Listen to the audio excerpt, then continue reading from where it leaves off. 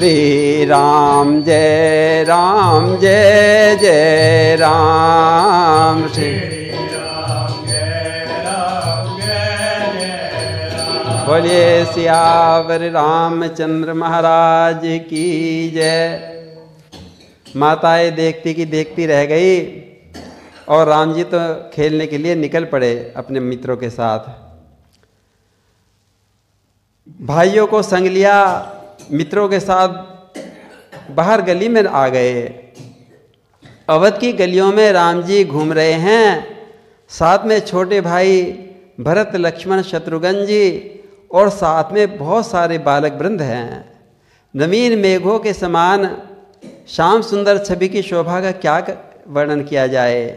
देखो उनके लाल लाल कमल के समान चरणों में सुनहरी कामदार जूतियां पहने हुए हैं। कैसी शोभा है राम जी की। माता कौशल्या ने उनको पीला पीतांबर पहनाया है। कमर में छोटा सा तरकस बांध रखा है और हाथ में छोटे छोटे से धनुष ले रखे हैं। कर तल बाण धनुष अति शोभा। श्री राम जय राम जय। देखत रूप चराचर मोहा।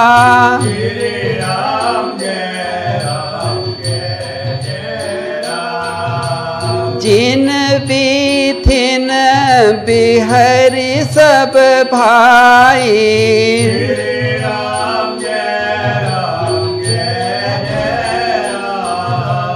थकित होई सब लोग लोगाई।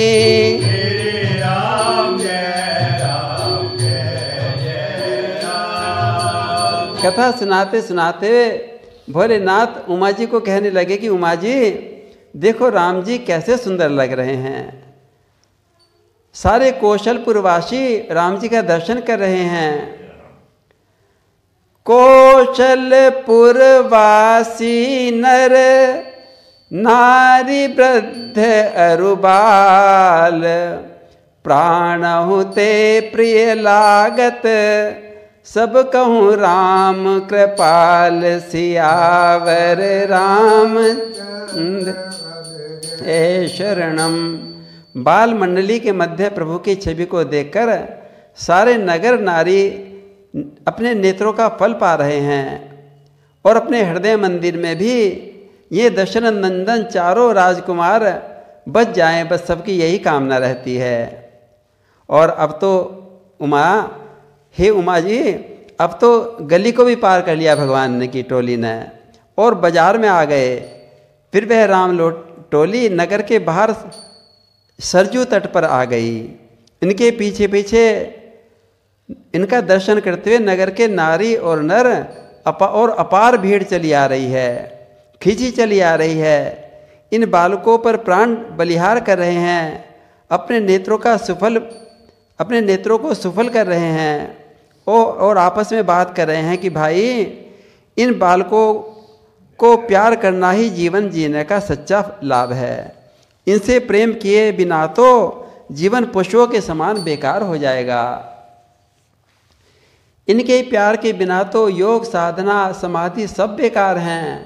सब लोग कौशल्यानंदन राम जी का दिव्य दर्शन कर रहे हैं और राम जी तो अपनी सखा मंडली के संग सरजू के तट पर आ गए हैं, खेल रहे हैं। पैरों में सुंदर सुंदर सुनहरे कामदार जूती पहने हुए हैं और कमर में छोटा सा तरकस बांध रखा है। पद पंकज मंजु बनी पनही। धनु ही सर पंकज पानी लिए। लरिका संग खेलत डोलत हैं।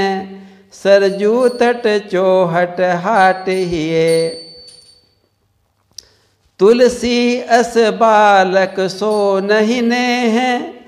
कहा जय जप जोग समाधि लिए। नर बेखर शूकर स्वान समान। अहो जग में फल कौन जिए। और राम जी तो सरजू के तट पर खेल आरंभ कर दिया। सरजू बर तीर ही तीर फिरे, रघुबीर सखा अरबीर सबे, धनु कर तीर निशंग कसे, कटिपीत दुकूल नबीन फवे।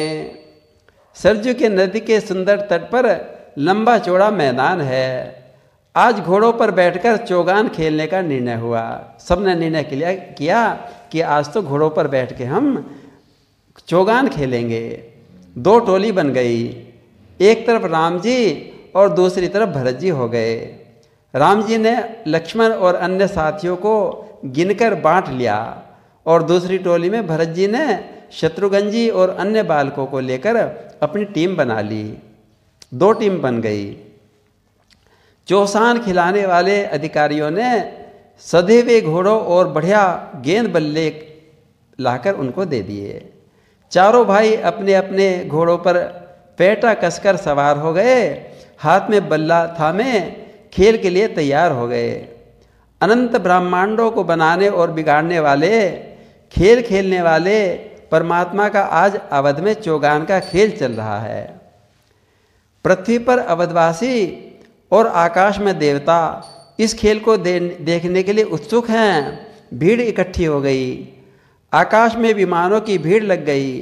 देवता खिलाड़ियों और अवध दर्शकों पर छाया कर रहे हैं और पुष्पों कल्पवृक्ष के पुष्पों की वृष्टि होती जा रही है। ऐसा सुंदर वातावरण है। अब तो लक्ष्मण जी ने अपने घोड़े को एड़ लगाई और गेंद को लेकर तेजी से भरत जी के पाले में घुस गए। रामादल भरत जी के दल पाले में घुस गया। जैसे ही राम लक्ष्मण की टोली भरत के पाले में घुसी, भरत शत्रुघ्न जी की टोली ने गेंद को उल्टा राम जी के पाले में लौटा दिया। भरत जी की जो टोली थी, उनकी जो टीम थी, वह भी बहुत तेज थी और गेंद को लेकर राम जी के पाले में घुस गए। राम लक्ष्मण टोली ने रोकने की बहुत कोशिश की, किंतु भरत शत्रुघ्न जी का धावा इतना तेज था कि राम लक्ष्मण भरत की गेंद को रोक नहीं सके। राम जी के गोल में चली गई। शोर मच गया, राम जी हार गए और भरत भैया जीत गए। सारे खिलाड़ी घोड़ों से उतर गए। राम जी ने भरत जी की जीत पर हर्ष में भरकर भरत की जय जयकार जयघोष करने लगे। उन्हें हृदय से लगा लिया। दोनों भाइयों की खुशी देखकर आकाश में नगाड़ों की ध्वनि होने लगी। जय ध्वनि से आकाश गूंज गया। भरत की जीत पर राम जी इतने प्रसन्न हुए कि सारे सखाओं और सेवकों को रत्न आभूषणों से लाद दिया। सखा मंडली के मध्य में राम भरत हाथ में हाथ थामे अब लौटने लगे, अपने घर जाने लगे। जगह जगह आरती न्यौछावर हो रही हैं। राम जी भरत से पूछते हैं, भरत खेल तो बहुत अच्छा हुआ, तुम्हारी जीत हुई, किंतु तुम तो अनमने से क्यों हो रहे हो, तुम उदास क्यों हो? जब राम जी ने भरत जी से इस प्रकार पूछा तो भरत जी बोले, भैया मुझे अच्छा नहीं लग रहा, आपने मुझे क्यों जिता दिया? मुझे तो आपसे हारने में ही सुख मिलता है। राम जी बोले, भरत कल के खेल में तुम हार जाना, किंतु आज तो मुझे अपने भरत की जीत का उत्सव मना लेने दो। भोलेनाथ पार्वती जी को कथा सुनाते हुए बोले कि हे पार्वती जी, देखो मेरे राम का स्वभाव ही ऐसा है, उन्हें तो अपनी हार में आनंद आता है। और राम जी अपने हार का उत्सव मनाने लगे। ये उनका पुराना स्वभाव है गोरा जी, ये राम जी का पुराना स्वभाव है। मैं अपने सखा और भाइयों को जानबूझकर दांव दे देकर जिता दिया करते हैं। सुनि सीतापति शील स्वभाव, सुन सीतापति शील स्वभाव। हे पार्वती, मेरे राम जी का स्वभाव तो सुनो, ये कैसा है? खेलत संग अनुज बालक नित, खेलत संग अनुज बालक नित जुगवत अनट उपाऊ, जुगवत अनट उपाऊ।